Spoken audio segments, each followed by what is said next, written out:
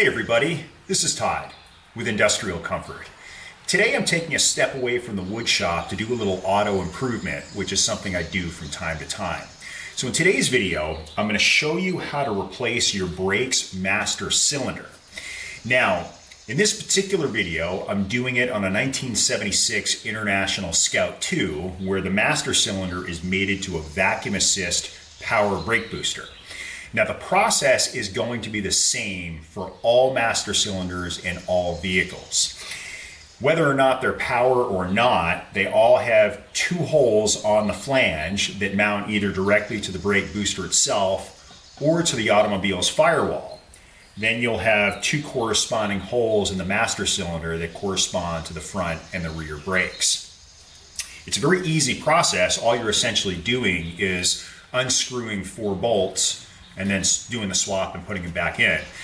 However, the critical element to this project is making sure that you bench bleed your master cylinder. And this is an absolute requirement because without it, you're going to be chasing air bubbles and crappy brakes for a really long time. Now, the way that the master cylinder works is that there's a piston inside. And in this piston, there are a bunch of seals or O-rings that move the fluid back and forth between the two chambers of the master cylinder. There's going to be air in there when you either rebuild it or you have a new master cylinder like this one. So the bench bleed is the most important aspect of this project. So let's get started. Okay, so as I mentioned earlier, there are 4 bolts that we have to disconnect. There's a bolt here for the front brakes, a bolt here for the rear brakes, and then we've got a bolt here and here attaching it to the power brake booster. What I'm going to do first is remove this cover keeper, which is going to expose the brake fluid. Now, before I begin the process of removing this old master cylinder, I'm going to take a syringe and take out as much of the fluid as I can. Now, I'm a mountain biker and SRAM brakes use dot brake fluid, so I'm not too worried about cross-contamination. You can easily get a huge syringe on Amazon for a couple of dollars to help you with this process. So just gonna take out the fluid and I'm gonna put it in just a spare jar I've got laying around.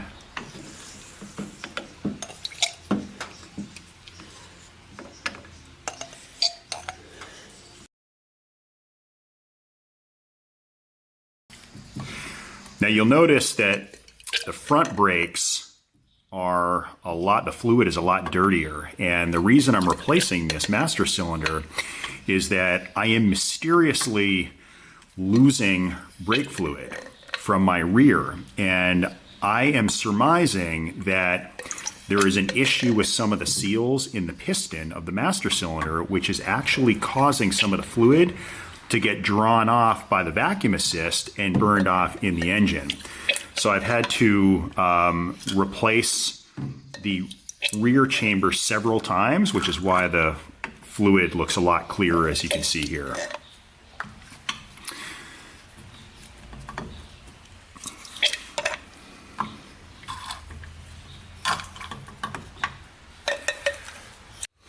With the fluid now removed, I'm going to put the cap back on in the hopes that when I remove these 2 bolts and pull the master cylinder away, it'll create a vacuum effect to minimize any leaking.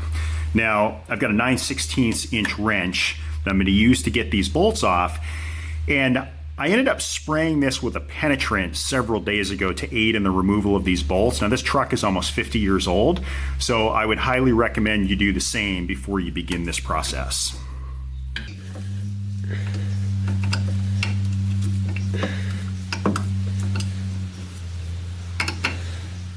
I'm just going to get these loosened, and then I'll work on these so I can remove everything at once.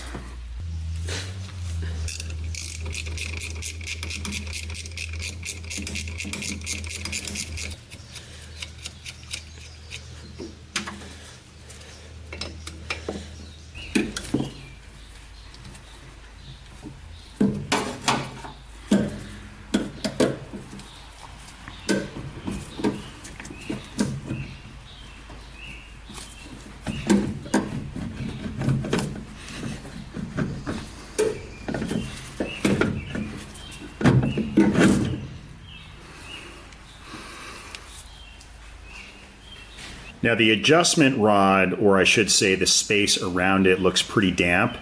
So I believe that my assumption that fluid was getting sucked into the brake booster is probably accurate. So replacing this master cylinder is going to hopefully solve for the kind of missing fluid.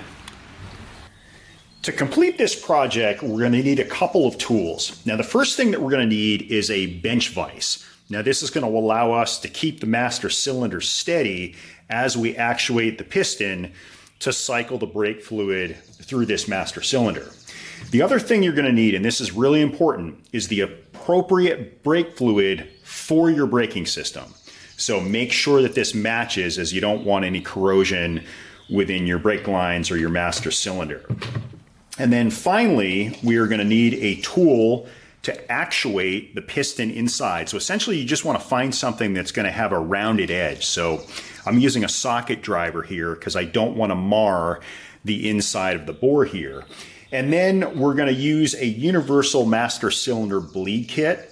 These are pretty easy to get on Amazon or your Advanced Auto or any of those auto parts stores, and they're pretty cheap.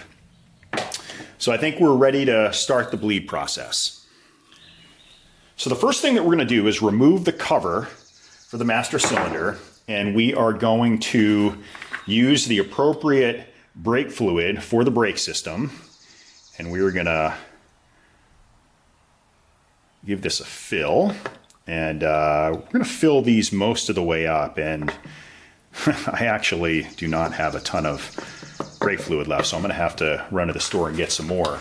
But next thing we're going to do is take the clips that come with the kit, and we're going to put one clip on the front here, and this is going to be for to cycle the brake fluid in the front chamber here, and then one for the back chamber. Okay. Then we're going to take the, actually before we do that, I'm going to put the cover back onto the master cylinder.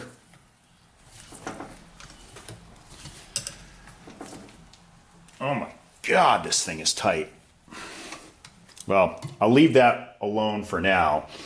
And what I'm going to do is remove these plugs, and I am going to screw in the corresponding hose adapters here that will allow us to recirculate the fluid. So you can see this is coming out, which is a good step or a good sign.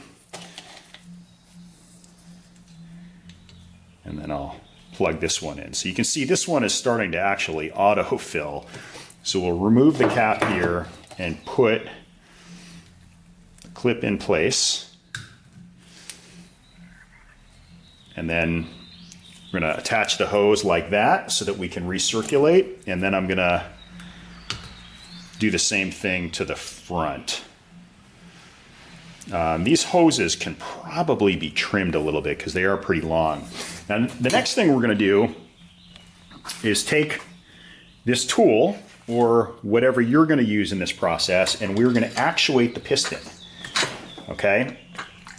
And that will get the fluid, as you can see, moving through the brake system. So we're going to keep doing this until we remove all the bubbles from the master cylinder. And I realized that the hoses should actually be going into the fluid, which I didn't do initially, to make sure that we're getting proper recirculation. There we go.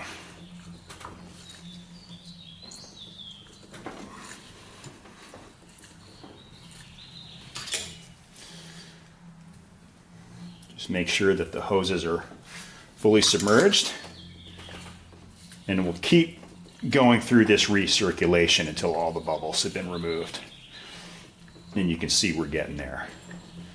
All right, I think we're there. So what I'm going to do now is remove the hoses and the plugs, and we'll put some plug stops on the end to make sure that we don't get any leakage. We'll put the top back on and we'll reinstall. Now, one quick tip before we take everything apart is when you're actuating the piston, do not do it too aggressively. Just take nice, slow, even strokes. as when you do it too quickly, it agitates things and creates air pockets, and you'll get some bubbles in here. So just take your time, go nice and slow.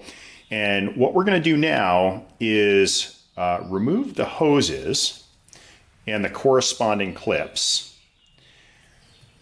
And what I'm going to do now is put the cover back on.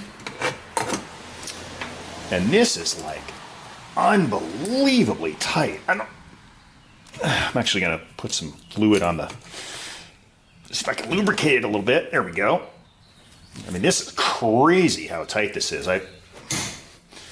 Okay, with that done, what I'm now going to do is quickly unscrew these. Now, I'm hopeful that this will create a vacuum effect, and I'm just going to reuse the original plugs that this came with as I transfer it back to the vehicle. So we'll unscrew this and insert the plug, and then we'll do the same thing on this side. And I'll bring back to the truck. With the bench bleed complete, all we're going to do is now reverse the process, and we are going to slide the master cylinder back onto the brake booster and prepare the lines to be reattached to the master cylinder.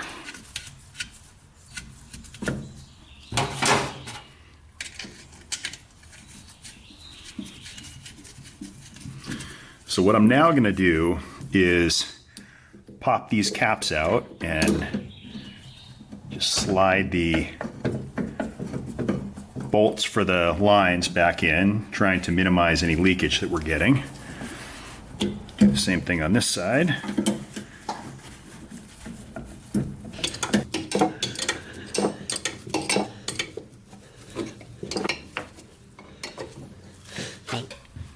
Now, off camera, I ended up taking off the two bolts here, or the two nuts rather, so that I could better orient the master cylinder to the existing lines, which I probably recommend you do as well. So I'm just going to thread these on, tighten them up, and we should be good to go.